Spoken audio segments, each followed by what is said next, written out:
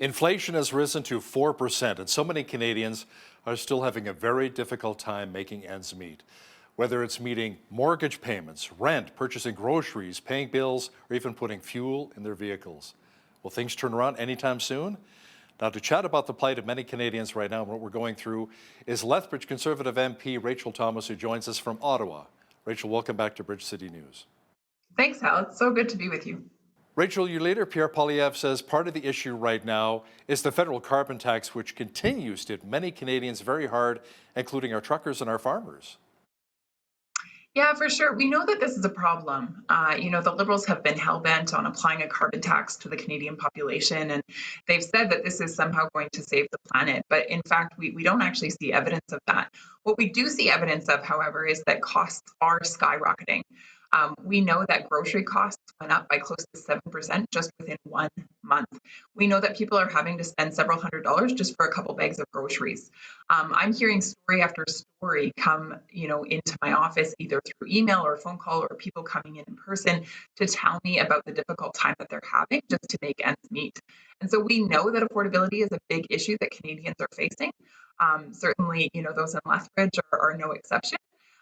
Canadians are finding it very difficult. And a lot of this has to do with the fact that the carbon tax is applied to the farmer, and then it's applied to transport, and then it's applied to the grocery store, and then it's applied to transport again, and so on and so forth. And so by the time, that carbon tax has accumulated over and over and over again, and it gets to the consumer, they're having to bear the brunt of that. And they just can't do it anymore. Now, your leader, Pierre Poilievre, says he also has a plan to make housing more affordable. The average house price in Canada right now is hovering around $700,000. Rachael, how can a young married couple even afford to save up for a home like that? Yeah, I think a lot of young people are feeling quite hopeless. In fact, we know that 9 out of 10 young people have actually lost the dream of homeownership, not because it's something that they don't desire anymore, but rather because they just don't see opportunity. They crunch the numbers and they don't see how it could possibly work. We know that, the cost of owning a home has doubled under this government, whether it's rent or mortgages or saving for a down payment. People are finding that extremely challenging. It didn't have to be this way. This is largely the impact of inflationary spending brought on by the Liberal government, and it has driven the cost of everything, including, of course, housing. At the end of the day, as Conservatives, we have a plan to restore Canadians to their rightful place where they can afford the basic dignity of home ownership, where they can do so in a safe neighborhood, because ultimately they're bringing home powerful paychecks that can pay for that. So that's our plan going forward, and we'll definitely be committing to that and delivering on that for Canadians. Now, you've witnessed firsthand people who've actually lost their homes and are now living in their vehicles? Yeah, unfortunately, it's very sad. I've had a number of stories come into my office, individuals who have popped by to tell me, just the circumstances that they're facing. I had one couple, tell me their story. They had to let go of their home because they couldn't afford their rent anymore, and so they were living in an RV.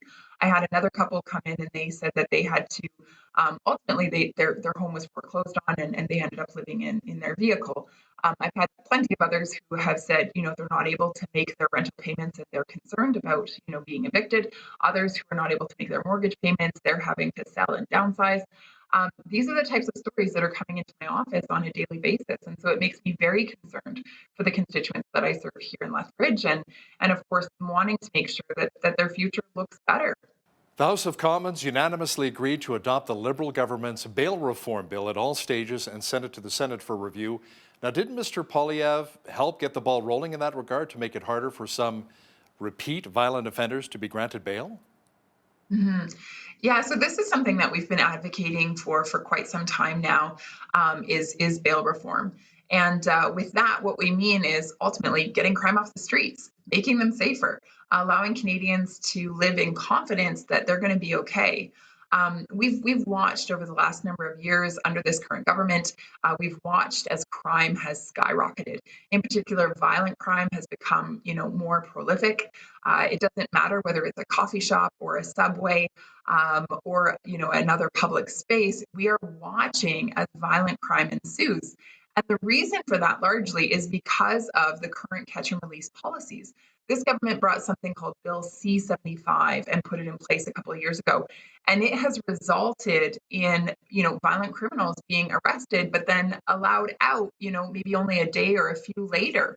And of course, they're going on to commit further crimes. And it's the Canadian people that are put at risk. So, yes, the government's, initiative is a good start, but does it go far enough? No, absolutely not. The government needs to cancel its policies and redo the whole thing.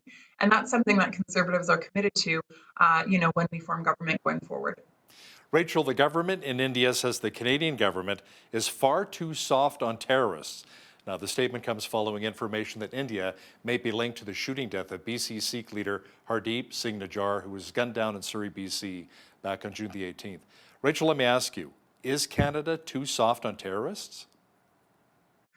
Well, I can appreciate the question. I think, it's certainly one that is percolating in the minds of many Canadians. And I guess I would say this, Canada is based on the premise that we support the rule of law and that we uphold it as the fundamental pillar to peace, good governance, and order.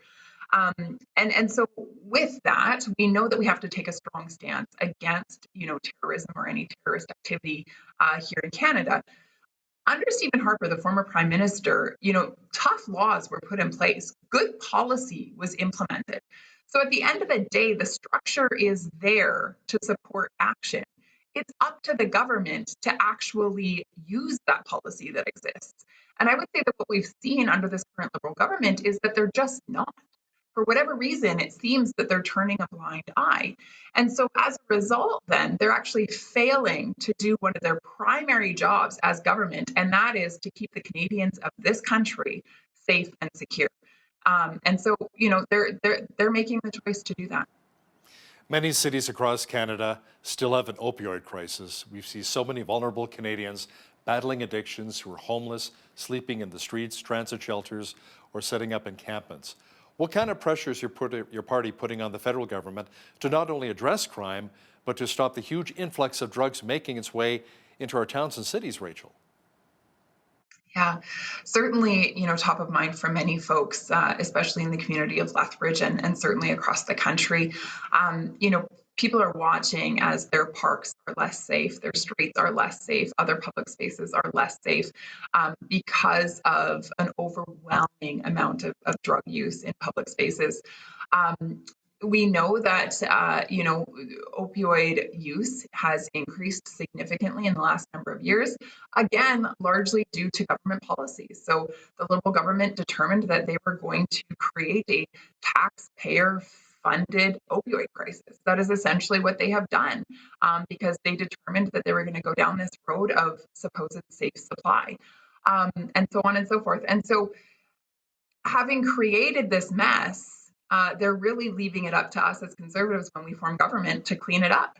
And the way that we would intend to do that is two things. In terms of those that are using the drug, our desire for them would be to exercise compassion and to see them restored. So we would want to see them in treatment and recovery, and we would want to see them return to a dignified life. For those that are, creating the supply and pushing the hard drugs, we would want to see them shut down and properly processed in the courts.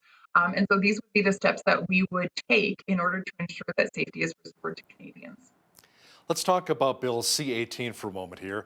It's impacted so many news organizations, including us here at Bridge City News. We had close to 45,000 followers on our Facebook page, Rachel, who can no longer see any of our content ever since the Trudeau government told Meta and Google that they must pay for the Canadian news content. Meta so far said, okay, Canadian news organizations can no longer use our platforms to post. We were okay with the deal. I mean, we provided the content, they provided the platform, it was good. What have you heard in Ottawa? Will there be a resolution to this anytime soon?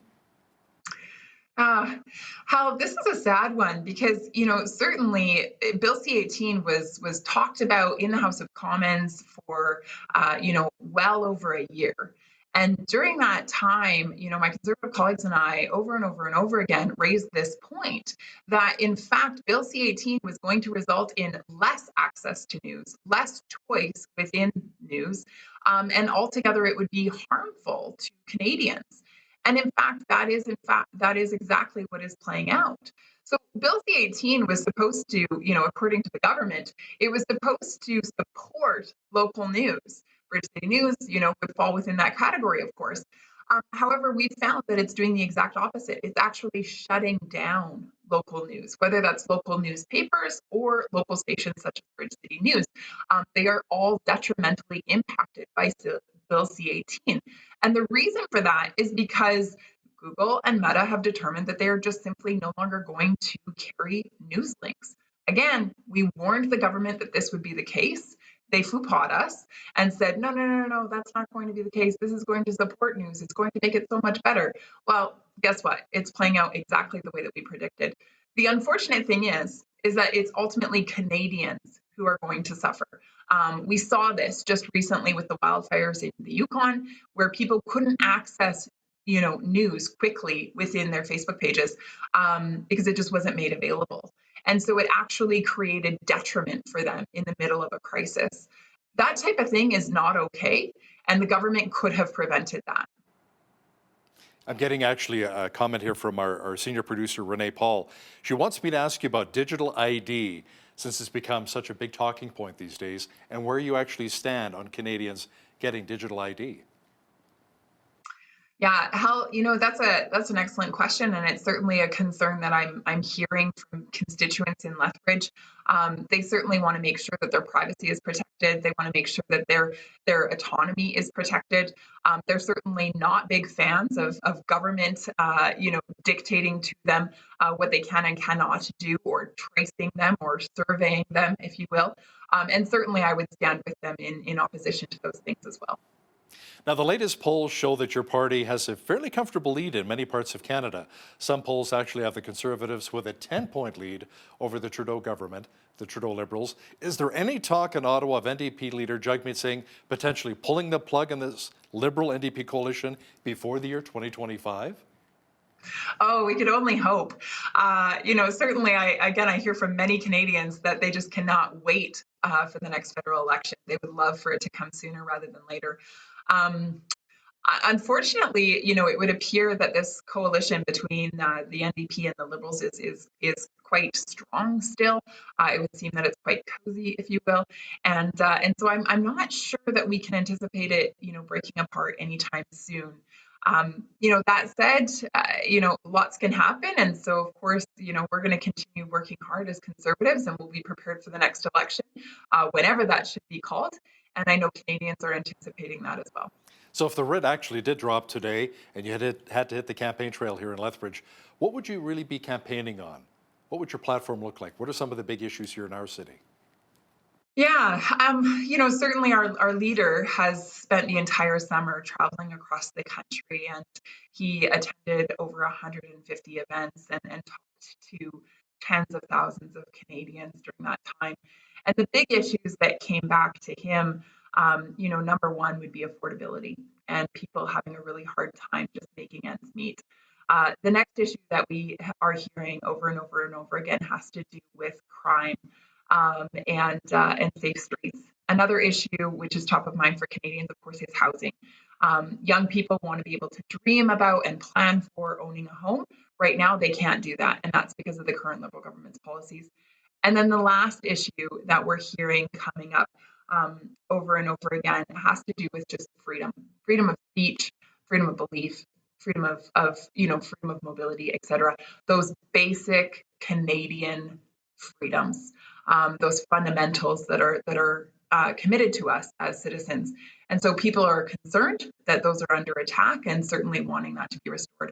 So these would be the things that we would be advocating for on behalf of Canadians, and really looking to restore common sense to our country, put policies in place that are going to serve Canadians well, and restore to goodness.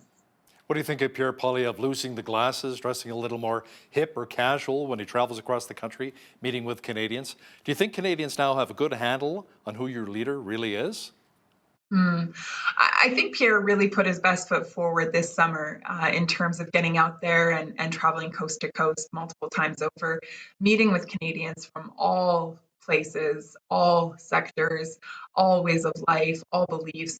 And just, he really took it upon himself to listen to Canadians and to really hear what they were saying. And I'm really proud of him for doing that hard work. And so I think, yes, I think increasingly he's being noticed for the hope and the optimism that he's delivering. And I think people are taking a solid look at him as the next Prime Minister of Canada. Lethbridge Conservative MP Rachael Thomas, thanks so much for joining us today from our nation's capital in Ottawa. Thank you for having me, Hal. Great to be with you.